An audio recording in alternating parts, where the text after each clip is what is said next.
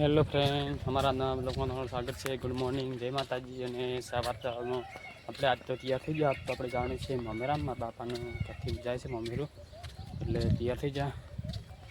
બ્લોકમાં બની રહેજો. જો રસ્તામાં ચાલી જાઉં. આપણે જોગણા મંદિર મમેરામ જાય છે.